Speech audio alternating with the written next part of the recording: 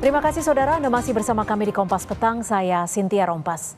Kunjungan Kaisang ke markas PKB Selasa kemarin kian menguatkan isu PKB jadi bergabung dengan koalisi Gemuk Kim Plus untuk Pilkada Jakarta. Meski koalisi Kim Plus disinyalir bisa mengunci gerak PDI Perjuangan, politisi PDIP yakin partainya tetap akan usung cagup jagonya sendiri. Kami dari Partai Santri Indonesia. Sampai hari ini saya nggak ngerti Kim Plus itu apa. Kim tidak ada Jong-un. Jong-un nggak ada, Kim yang kimchi nggak ada. Putra bungsu Presiden Jokowi yang juga Ketua Umum PSI Kaisang Pangarep terus bergerilya mencari dukungan jelang pilkada serentak. Selasa 6 Agustus, Kaisang yang berpenampilan bak seorang santri lengkap mengenakan sarung dan peci ini menyambangi Ketua Umum PKB Muhaimin Iskandar atau Caimin.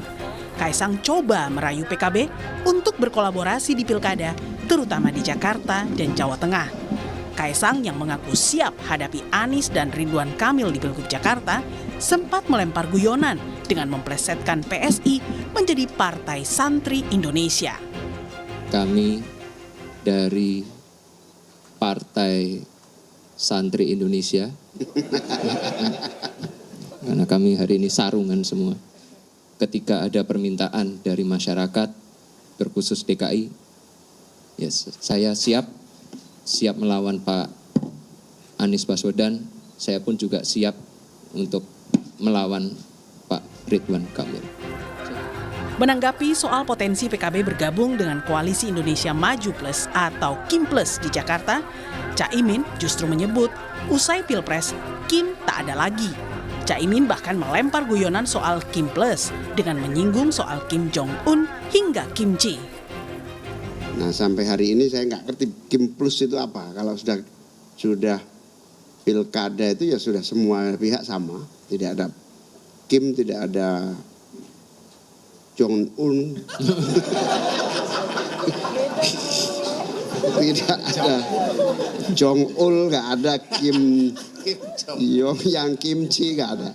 Bagi kami pilkada itu semua partai sama, ada cocok dalam berbagai perkembangannya, itulah kita bareng, kita jalan.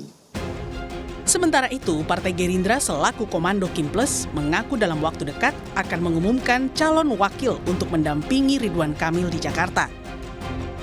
Adanya Kim Plus ini menurut Sufmi Dasko turut membuka peluang calon wakil Ridwan Kamil di Jakarta berasal dari partai dalam Kim Plus.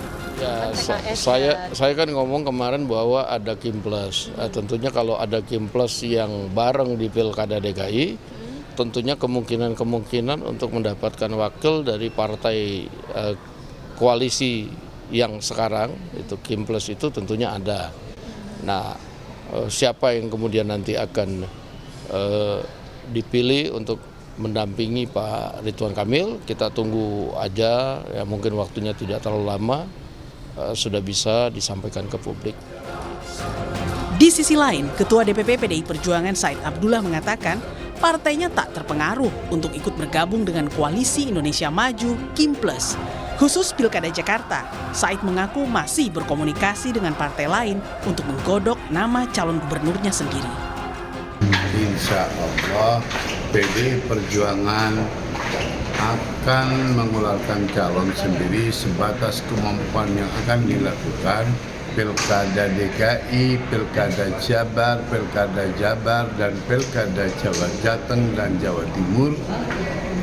Kami dalam proses untuk berbicara dengan berbagai pihak, karena kami memang khusus DKI tidak bisa sendiri, Jawa Timur tidak bisa sendiri. Gencarnya Kim mendekati partai lain di luar koalisi untuk menghadapi pilkada berpotensi menjelma jadi koalisi raksasa melalui Kim Plus. Koalisi Gemuk Kim Plus inilah diyakini akan menyulitkan PDIP mengusung kadernya di Pilkada 2024. Tim Liputan, Kompas TV.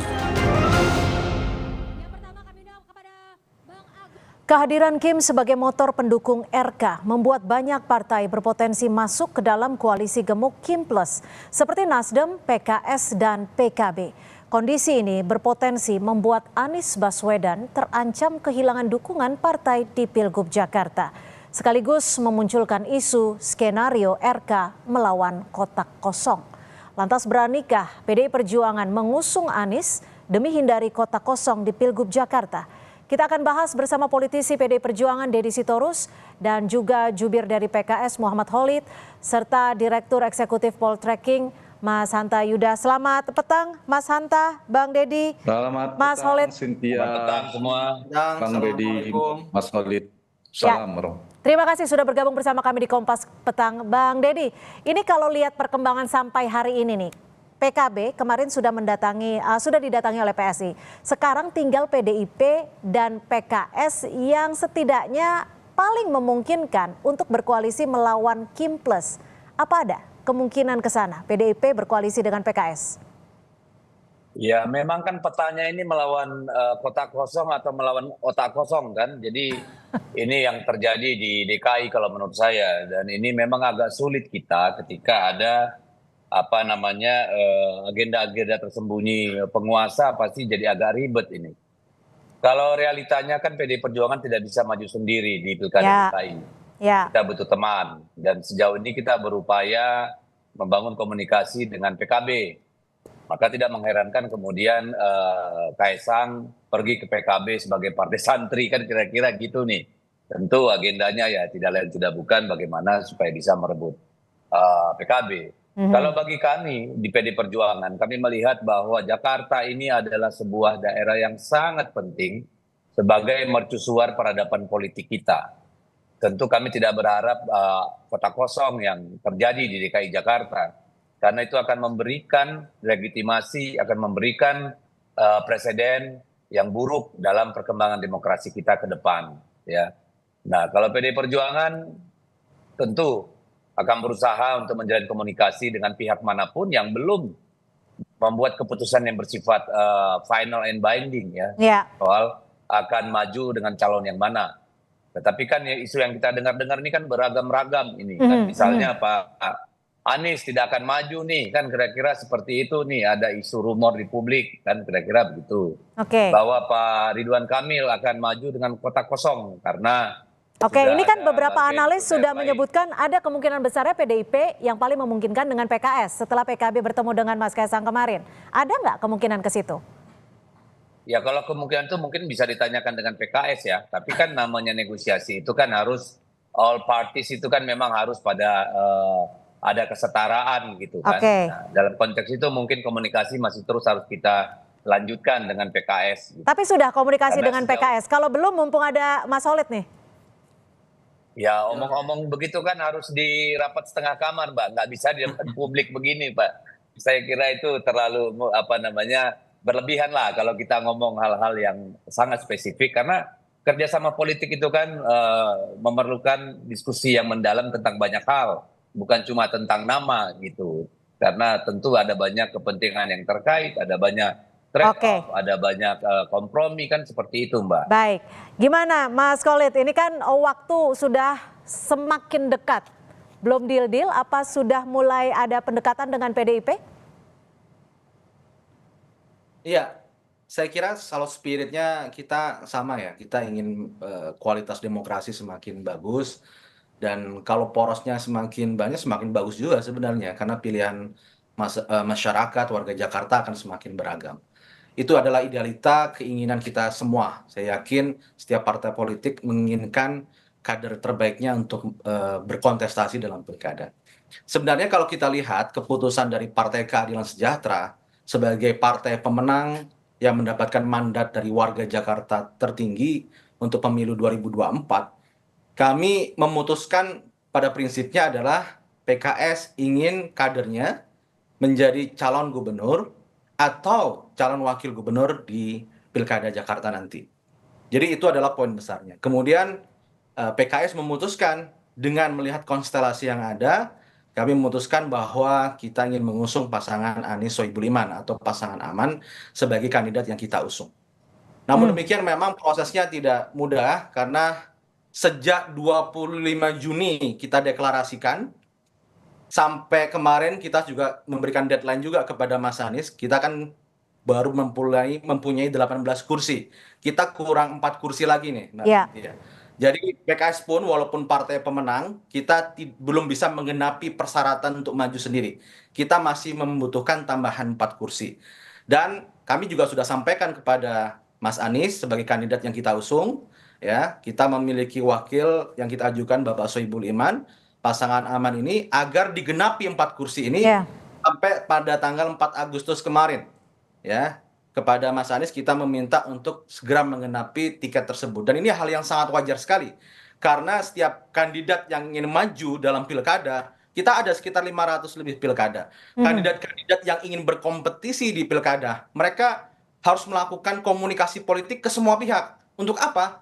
Agar dia mendapatkan tiket untuk bisa berlayar atau berkontestasi. Karena itulah syarat administratif di situ. Nah, saat ini ketika kita sudah menyampaikan bahwa pasangan aman untuk bisa berlayar kita membutuhkan 4 kursi, maka tapi apakah masih stick dengan Sohibul pilihannya? Tidak ada ruang untuk membuka ruang dengan partai lain?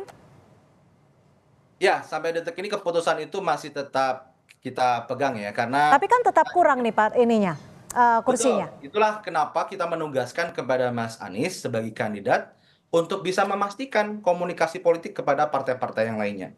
Sebenarnya pada di awal kita memiliki kesepakatan titik temu dengan Partai Nasdem. Partai Nasdem waktu itu dengan usulan kami, yakni pasangan aman, mereka tidak menolak dan menyambut baik pasangan tersebut, sehingga kita bisa mengusulkan membuat tiket itu bisa berlayar. Namun dalam politik ini kan tidak bisa hanya secara lisan, kita membutuhkan sebuah keputusan yang lebih definitif. Nah, kemudian dengan inilah kita sekarang membuka sebuah pertimbangan-pertimbangan bagaimanakah setelah deadline 4 Agustus itu terlewati, karena itulah kesepakatan kita bersama dengan Mas Anies. Ya. Saya ke Mas Hanta. Mas Hanta, bagaimana melihat kondisi saat ini di mana posisi Anies Baswedan bisa dikatakan terjepit dan juga di tengah-tengah bagaimana Kim Plus ini semakin membuka ruang dengan setiap partai politik? Ya, Cynthia, peta elektoral Pilkada DKI kalau kita baca hari ini agak sedikit lebih terang dibanding sebelumnya. Dia sedang bergerak kepada 2 potensi peta. Satu, Kim Plus yang kemungkinan figurnya Ridwan Kamil itu berhadapan dengan kota kosong, atau betul-betul ada head to head pertarungan yang keras antara Kim Plus tadi, mungkin Ridwan Kamil, melawan lawannya, apakah Anies Baswedan atau yang lainnya. Artinya Pilkada DKI akan terlaksana dalam 1 putaran saja. Kecil kemungkinan akan ada 3 poros politik. Kenapa ini terjadi? Petanya menjadi komplikasi ini terjadi, kompleksitasnya muncul karena tadi tidak ada satu partai pun yang memenuhi syarat untuk bisa mendukung pasangan calon tanpa berkoalisi. 22 kursi. Nah, dari data ini maka potensi opsi koalisinya tinggi, sebenarnya banyak. PD Perjuangan PKS bisa, PD Perjuangan dengan Nasdem bisa, PKB dengan PKS bisa, PKS dengan Nasdem bisa, dan seterusnya. Tetapi di saat yang sama, peta yang koalisi opsinya ini besar juga menyimpan kerentanan yang amat sangat tinggi sekali. Jadi kemungkinan tidak terlaksananya koalisi lawan Kim Plus ini juga besar menurut saya, meskipun peluang untuk ada lawannya ada. Kenapa? Karena saya ingin jawab pertanyaan tadi, titik pisah atau daya tolaknya juga tinggi. Satu, dari 4 partai yang saya sebutkan di luar Kim hari ini, ada potensi benturan ideologi, tapi ini potensinya tidak terlalu besar. Misalnya 2 partai ini kerap disebutkan ada PD Perjuangan dan PKS, meskipun tidak mustahil mereka bisa bersatu. Yang kedua, soal cross kepentingan, posisi Wagubnya. Kita tahu PKS, Cynthia, sejak awal sudah memasang nama Sohibul Iman. Itu apa mungkin PD Perjuangan ingin mengalah? Tidak ada figur. Pada PD Perjuangan juga partai yang kuat di Jakarta, tidak ada figur itu. Sementara Anies Baswedan tidak bisa merepresentasikan PD Perjuangan atau nama-nama yang lainnya. Artinya persilangan kepentingan ini menjadi tantangan bagi Anies Baswedan untuk melakukan semacam mengambil titik tengah, mengagregasi semua kepentingan partai-partai yang saya sebutkan tadi, dan apakah mungkin PKS bersedia melakukan renegosiasi terhadap posisi Sohibul Iman tadi. Yang ketiga, titik pisahnya jadi tolaknya adalah yang ini sangat penting adalah komplikasi koalisi. Artinya apa? Partai-partai yang saya sebutkan tadi, selain PD Perjuangan, itu sangat besar sekali potensinya bergabung di dalam pemerintahan Prabowo yang baru ke depan. Termasuk PKS, apalagi Nasdem dan PKB. Nah, apabila terrealisasi koalisi Kim Plus itu meninggalkan sendiri PD Perjuangan, maka skenario skema hanya melawan kota kosong itu bukan mustahil akan betul-betul terjadi. Jadi kuncinya memang ada di PKS seperti tadi Bung Khalid mengatakan berpacu dengan waktu ya mereka. Nah, kalau kemudian mereka gagal membangun koalisi itu bisa jadi itu terrealisasi. Nah, posisi inilah yang menyebabkan kompleksitas itu terjadi. Tetapi sedikit saya ingin nambahkan, apakah mungkin Ridwan Kamil dan koalisi Kim Plus ini mendapatkan lawan? Mungkin saja, karena mereka punya daya atau titik temu juga, kedekatan ideologi, punya kedekatan veto player. Kita tahu PKB dekat dengan PD Perjuangan, PKS mungkin dengan Nasdem dan sebagainya. Yang ketiga adalah komposisi koalisi mereka. Persyaratan 22 kursi itu mengharuskan daya dorong mereka harus menambah satu partai lagi. Tapi saya ingin menambah analisanya dengan yang tadi sama. Komplikasi koalisi ini juga terkait dengan persamaan posisi koalisi. Artinya apa? Posisi mereka disamakan dengan memiliki lawan politik yang sama, kompetitor yang sama. Siapa lawannya? Lawannya adalah Kim, Prabowo, dan Jokowi. Nah, kalau ada partai di luar PD Perjuangan memiliki posisi yang sama, maka terrealisasilah di Jakarta Kim melawan lawannya. Tapi kalau itu tidak realisasi, maka prediksi saya Ridwan Kamil Bang Deddy, mungkin saja terjadi. Oke, Bang Deddy, lalu adakah strategi yang sudah disiapkan PDI Perjuangan setidaknya untuk menghindari Ridwan Kamil melawan kota kosong? Ya, strategi kita tidak leluasa ya Mbak ya, karena kan pilihannya juga terbatas.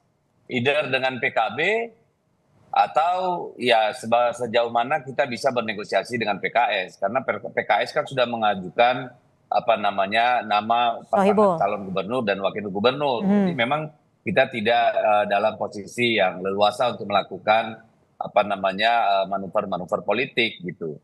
Dan kalau saya sih berharap agar kita sama-sama memikirkan bagaimana kita menghasilkan satu proses demokrasi, proses pemilu yang memberikan ruang dan pilihan kepada rakyat sebanyak-banyaknya.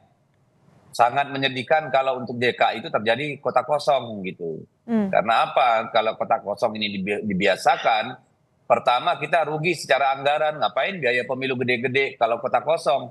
Itu sama saja, udah serahkan saja kepada DPRD, kan seperti itu. Yang kedua, ini juga akan membuat terjadinya oligarki dan politik dinasti di seluruh daerah di Indonesia ini. Karena apa? Kota kosong ini memanipulasi suara rakyat seolah-olah semua untuk urusan pilkada, padahal itu suara dari pileg. Lalu ada tidak kemungkinan untuk PDIP mengusung ataupun mendukung Anies Baswedan?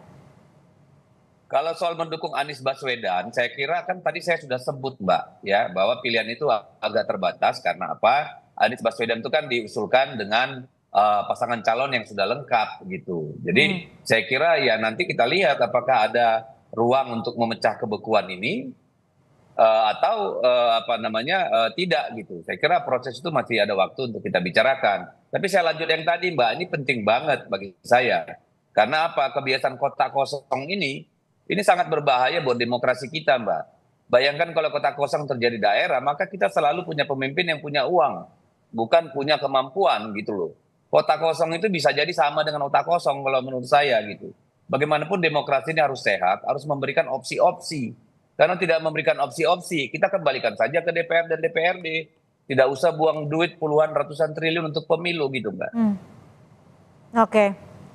Nah, Mas Solid, kalau memang pasangan yang diajukan oleh PKS aman, Anies Sohibul ini tidak bisa dikatakan tidak laku terjual gitu ya. Apa yang akan dilakukan PKS? Apakah akan berunding untuk lebih lanjut ke PDIP atau bergabung ke Kim Plus? Ya, sebagai partai politik kita akan pertama ya mengajukan kader yang terbaik kita untuk maju calon gubernur atau wakil gubernur. Yang kedua adalah memastikan tiket kompetisi itu bisa kita penuhi. Itu yang paling utama. Jadi segala upaya komunikasi politik itu akan kita lakukan ke arah sana. Jadi kalau kita melihat proses yang ada saat ini, dinamika yang ada, kita melihat apakah pasangan aman ini mampu berlayar atau tidak, itu juga akan kita kaji. Ya, akan kita kaji, dan jika ada peluang-peluang yang lain, kita juga akan mengkajinya. Karena bagaimanapun juga, kita harus melihat prospek dan visibilitas terkait kandidat yang akan kita usung nanti. Oke, Jika tapi memang misal- Mas Solid, tapi benar nggak sih kalau sudah ada tawaran dari Kim Plus untuk memasangkan RK dan juga Ahmad Saiku? Tawaran dari teman-teman dari Golkar ya itu memang sudah lama kita peroleh, bahkan sebelum kita mengusung pasangan aman itu juga sudah pernah ditawarkan juga. Jadi ketika ada tawaran itu kami dari PKS mengusung aman ya. Namun demikian, plan bahwasanya pasangan aman ya, pasangan Anies Sohibul Iman itu kita memiliki term and condition yang kami sampaikan tadi hingga 4 Agustus yang lalu. Sehingga proses di sini kita sekarang mulai membuka komunikasi dengan pihak-pihak yang lainnya. Kenapa Pihak-pihak demikian? mana nih? Kim Plus kah? Siapapun kita buka komunikasinya, termasuk dengan Kim. Ya, termasuk dengan Kim kita buka komunikasinya. Karena tentu setelah 40 hari proses negosiasi, proses komunikasi politik itu tidak berprogres, tidak mendapatkan kejelasan, maka itu akan menimbulkan ketidakpastian terkait pasangan ini. Dan tentu DPP PKS akan mengkaji prospek bagaimana ke depan pasangan ini akankah berlayar atau tidak. Sehingga komunikasi dengan Kim kita lakukan, bahkan juga dengan teman-teman PDIP juga bisa kita lakukan untuk bagaimana kita bisa membentuk tiket untuk bisa berlayar di Pilkada Jakarta nanti. Karena itulah persyaratan penting untuk kita dapatkan untuk di fase awal ini. Oke, Mas Hanta, ini kan semakin mendekati ke waktu pendaftaran. Kalau dari perspektif Anda, apa sih setidaknya yang menghalangi ataupun menjadikan lancar terkait dengan titik nego ataupun titik temu antara para partai? Ada dua faktor dari sisi Anies Baswedannya dan partai itu sendiri. Jadi satu faktor Anies Baswedan, apakah dia bisa menjadi titik temu untuk mengagregasi semua kepentingan partai yang bersilangan tadi. Itu kan sulit sekali karena semua menginginkan posisi strategis sebagai cawagup dan seterusnya. Apalagi sekarang ada kompleksitas, ada pemerintahan baru Prabowo Gibran. Yang kedua, apakah mungkin partai-partai yang 4 di luar pemerintahan PDI Perjuangan, PKS, Nasdem, dan PKB itu memiliki titik temu menurut saya tidak lebih kuat daripada faktor yang dimiliki oleh Kim hari ini. Nah, saya melihat tendensi ya atau kata lainnya indikasi PKS merubah haluan politiknya per hari ini cukup keras, cukup kuat ketimbang yang sebelumnya. Ada 3 faktor kalau kita catat. Satu, ketika Presiden PKS mengeluarkan statement, undang-undang dong Pak Prabowo PKS untuk gabung di pemerintahan. Itu kalimat penting untuk bergabung dalam pemerintahan. Artinya PKS membuka diri kemungkinan untuk bergabung di pemerintahan Prabowo Gibran. Di dalam Kim Plus itu ada Prabowo Gibrannya, tanda petik ya, pemerintahan pusat yang tidak bisa dipisahkan. Yang kedua, dukungan Partai Keadilan Sejahtera kepada Bobi di Sumatera Utara. Ya. Dan yang ketiga, komposisi yang barusan Cynthia tanyakan kepada Bung Khalid tadi tentang kemungkinan Presiden PKS Pak Saiku itu dipasangkan dengan Ridwan Kamil. Nah, ini 3 tendensi ini yang memungkinkan kemungkinan kotak kosong, skenario kotak kosong itu terbuka lebar. Karena apa? Karena mungkin saja secara kandidasi di mana strategi Kim memberikan posisi cagupnya diberikan kepada Ridwan Kamil yang merepresentasi Kim, cawagupnya kemungkinan besar, misalnya orang berpikir mungkin Kaisang sebagainya, tapi per hari ini menurut saya ada Kim Plus itu, yang di luar itu, yaitu PKS. Untuk apa? Untuk memecah potensi koalisi untuk melawan Ridwan Kamil atau Kim tadi itu. Nah, di posisi ini maka per hari ini sikap PKS menjadi penting. Begitu PKS misalnya betul-betul indikasi yang saya sebutkan tendensinya menguat, maka PD Perjuangan semakin kecil mendebatkan teman koalisi. Sementara Nasdem dan PKB itu relatif lebih mudah karena mereka kemungkinan besar bergabung di dalam pemerintahan Prabowo Gibran, pemerintah baru itu jauh lebih besar. Jadi membereskan versi Kim Plus tadi adalah kuncinya di PKS. Jadi posisi tawarnya PKS hari ini Pak Khalid sangat tinggi sekali. Dapat 3-3-nya nanti. Satu bisa jadi kompos baru PKS dapat cawagup, satu. Yang kedua kemudian diajak ke dalam pemerintahan dan lebih pasti ketimbang misalnya Sohibul Iman wakil dengan Anies kan belum pasti. Nah kalau berpasangan kita ngomong kepastian terlepas dari sisi soal demokrasi tadi ya. Nah itu yang membuat potensi per skenario terbukanya Kim plus melawan kotak kosong saya per hari ini cukup besar, bukan agak besar, tapi cukup besar bahkan sangat besar. Tetapi kita tetap membuka peluang kemungkinan ada yang terlempar. Kita balik ya, ada terlempar masuk ke dalam Kim, tapi bisa juga yang gagal di ujung kemudian berhasil menjadi teman PD Perjuangan. Per hari ini dari awal analisis saya hanya percaya sepenuhnya PD Perjuangan yang bisa di luar pemilihan Prabowo Gibran dan juga mungkin di komposisi di Jakarta. Baik, kalau Mas, ada hitungan politiknya tentunya realistis, bukan pilihan negatif tapi pilihan realistis. Baik, Mas Holid, ini kuncinya di PKS. Singkat saja, apakah PKS berani untuk meninggalkan ataupun mengkhianati dalam tanda kutip grassroots-nya yang memang darahnya sudah ke Anies Baswedan dan maju ke Kim? Ya, seperti saya sampaikan tadi bahwa kita ini sejak dari awal memang tawaran-tawaran itu begitu banyak kepada PKS ya untuk di Pilkada DKI Jakarta. Kemudian kita mengusulkan Anies Baswedan dan Sohibul Iman itu adalah salah satu formula untuk menangkap aspirasi yang ada tadi. Tentu itu harus dibarengi dengan itikad semangat dari Mas Anies sebagai kandidat untuk bisa menggenapi 4 kursi tadi itu. Sehingga sejak awal kita mengatakan ini adalah rencana plan A kita, bahwa ini yang kita prioritaskan. Tapi dalam politik itu kan tidak bisa kita hidup dalam situasi yang tidak pasti. Kepastian harus ada. Ini tiket ini bisa berlayar atau tidak. Dan inilah yang kita harapkan kepada Mas Anies sebagai kandidat dan kepada mitra-mitra teman kita untuk bisa memastikan apakah tiket ini bisa berlayar atau tidak. Tentu ketika tiket itu susah atau prospeknya tidak bisa berlayar, misalkan, maka kita harus bisa membuat opsi lain. Karena politik tidak dalam situasi yang sangat statis, tapi juga dinamis. Maka politik adalah seni kemungkinan, kita akan membuka opsi-opsi yang lainnya. Jika memang tiket ini tidak bisa berlayar. Baik, terima kasih Bang Deddy, Mas Holid, dan juga Mas Hanta sudah memberikan perspektif di sore hari ini di Kompas Petang. Selamat sore. Sore.